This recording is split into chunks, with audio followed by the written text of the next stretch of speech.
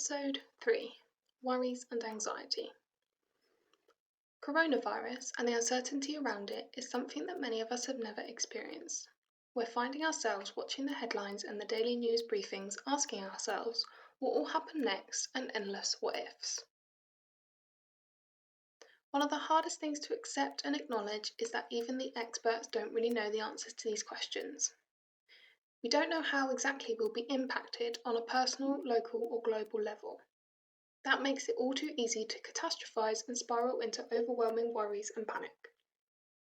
Anxiety is a normal part of life and is your body's natural response to stresses and threats. It is often described as a feeling of fear or apprehension about what's to come. In this response to stress, anxiety can cause both psychological and physical symptoms.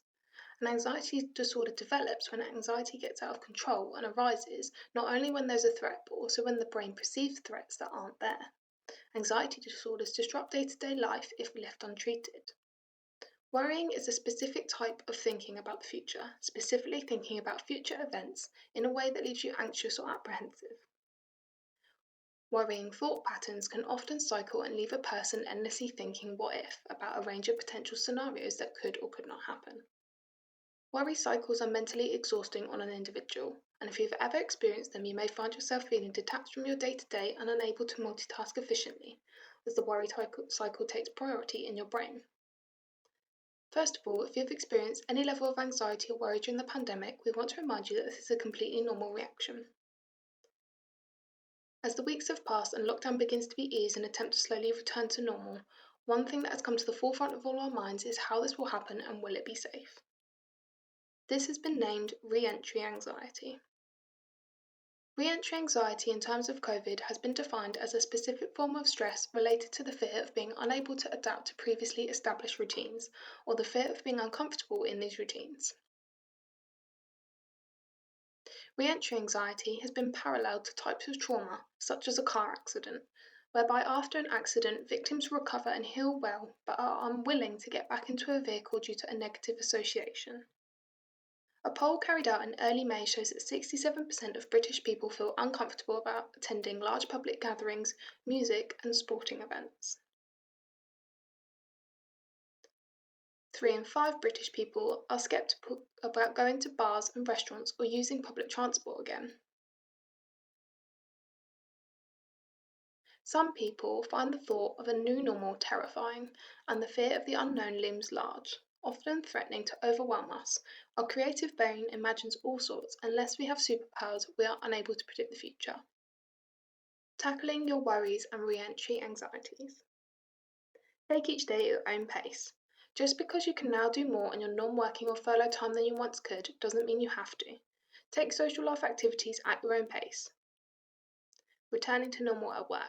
For our central support staff, as the offices begin to reopen, ensure you communicate with your line manager how you see this working for you. There is certainly going to be a transition period that we can all work together to manage well. For our branch and RFC staff, if you're struggling with the thought of returning to work or resuming a more normal branch service, please let us know of anything that can be put in place to make you be as comfortable as possible. Focus on what you can control. When feeling caught up and overwhelmed, focus on things you can control, like washing your hands, avoiding touching your face, maintaining a 2-meter distance between others, and getting plenty of sleep, which helps support your immune system. When seeking the latest up-to-date information on the pandemic, use trusted sources like the World Health Organization or the NHS and gov.uk websites. Limit the amount of time you're exposing yourself to headlines if this triggers excessive worry for you. Be prepared for your feelings and moods to change frequently. Plan for what you can. Returning to the workplace and more normal working practices will feel familiar, but our feelings won't feel as familiar. Anticipate the struggles that you may face adapting to a new normal and be prepared to reach out if it becomes overwhelming. Breaking out of a worry cycle. If you find yourself caught up in a worry cycle, you can use this common grounding technique. Describe 5 things you can see, name 4 things you can feel, name 3 things you can hear, name 2 things you can smell, and name 1 thing you can taste. Please keep supporting each other, checking in and communicating. We know these times are still challenging, but we will get there together. Until next time, when we'll cover low mood and depression.